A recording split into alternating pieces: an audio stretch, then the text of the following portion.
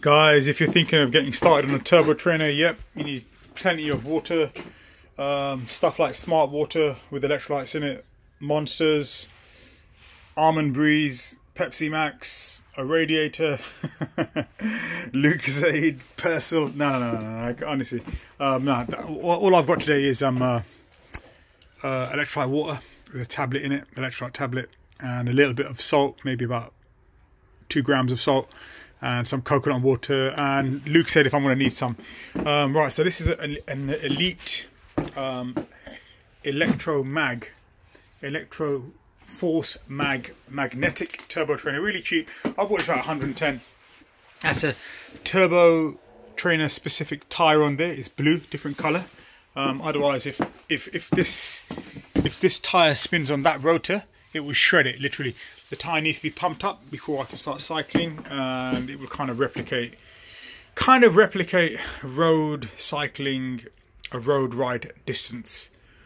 And you got a razor block on the front, so it's all level, the entire bike. A towel because you are going to sweat. A cycling computer. I use a Wahoo Element, fantastic. You can upload your rides to Strava with that. Endurance handlebars, so you can switch up from positions. If I were not having these handlebars, I would ride in the drops, in the hoods, and on the top bars. Okay, now I can put my elbows on these and ride, so this gives you a fourth sort of dynamic position to ride in. Get your seat level right as well. Yeah, so this is a turbo trainer setup. I ride clipless pedals. I know that these are clips that you see here, and they clip into that there basically. Probably hear me clipping in and out every so often. So exactly how do I use this turbo trainer? Right, so we do 1.5 hour ride every other day, and you do every half an hour segment. You do 5 high intensity threshold efforts of around a minute or 45 minutes. So if you do a 30-minute ride, 20 miles an hour, keep your average speed about 20 miles an hour. And when you want to do a high intensity split after for a minute or so, and you repeat that 5 times during that half an hour, you would do a got a shelf up there as well. You would do a 27 mile an hour, 28 mile an hour average speed limit split, so of around 45 seconds to a minute. And yeah, that will tell you literally everything. It will record your ride time, battery level, calorie count, revolutions per minute, your heart rate, which is there, just over there, heart rate, cadence, how many times the wheel spins, heart rate, which is at the minute 44, quite low, it's fine, I'm resting. How many miles you've done, the time of the day, your speed, your constant and current speed, not average speed. You'll get that afterwards, and the gradient. We're not going to be climbing any gradient, so I could set that. I could set this, but what's a good thing about the Wahoo Element is that you can set the, let's get the focus right on this, that you can there we go, that you can set the Wahoo Element up so you can show different fields of data, and they're just like endless fields of data. And I have a little shelf here.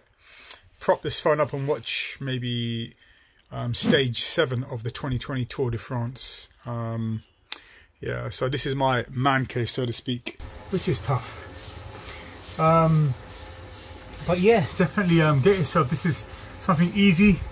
If it gets boring, you can watch a cycle race, watch the news, listen to the radio, as you would in a normal gym. You know, let's be honest, yeah. I mean, they stated that in the second lockdown that the gyms were the safest places. You know, everyone's working out with face masks on. Well, I was told by people that people weren't working out with face masks. People were still working out with face masks off. So conflicting sources of information. So yeah, you're on your own here, you're safe, you're secluded. You're not going to catch coronavirus. I'm going to take the first bite out of this. Start your carbohydrates early. Hit of carbohydrate. Nice. Yeah, so icing, cake icing, no less. 1 is enough. No more than 1.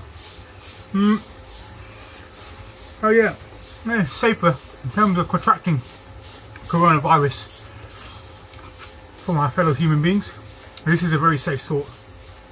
Cycling is up there at the top of the pecking order with regards to eliminating the risk of contracting coronavirus. So definitely, guys, get yourself a cheap bike, a couple of £100 off eBay, nothing less than a couple of hundred, otherwise you'll be picking an absolute piece of trash. 11 speed, 10 speed, 9 speed bike, road bike that is, turbo trainer tyre on the back, that's another 20 quid, cadence sensor, heart rate monitor, 50 quid. I know the cost starts to rack up, but you can do it without that. Yeah, and then the turbo trainer, so you're looking at about a £400 setup cost, the entire thing. And this is something that's static, it will stay there.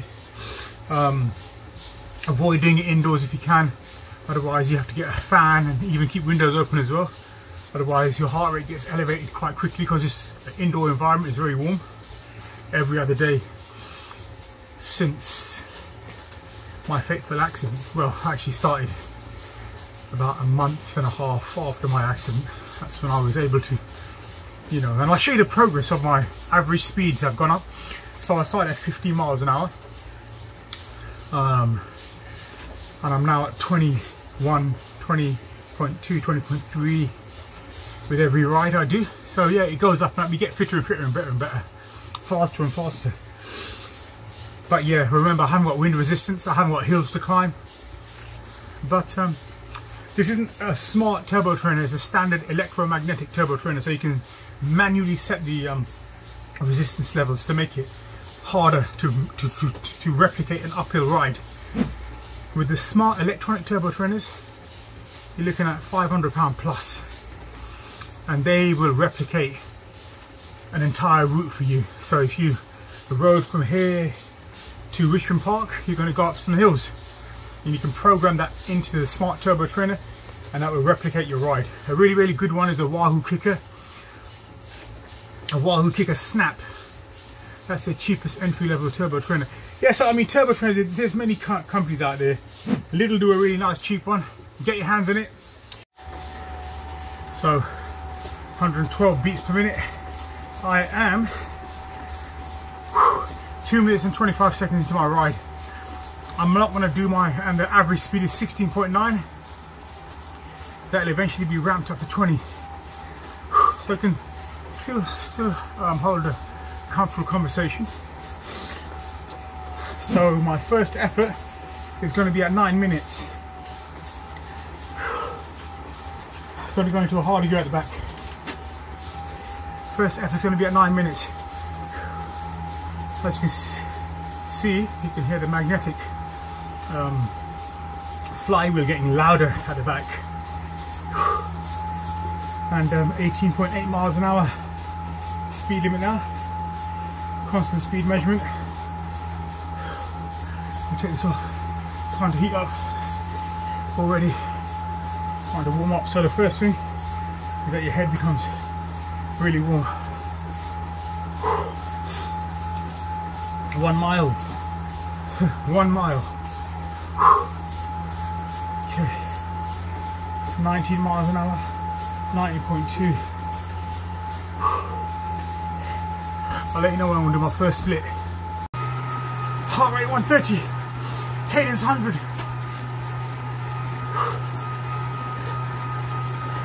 38 seconds.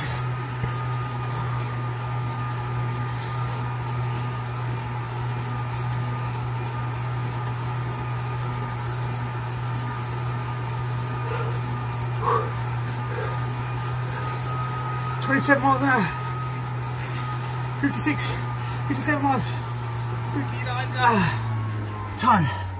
Okay, back into the easier gear, 20 miles an hour, heart rate 141, cadence 70, 3.3 miles, constant speed 70.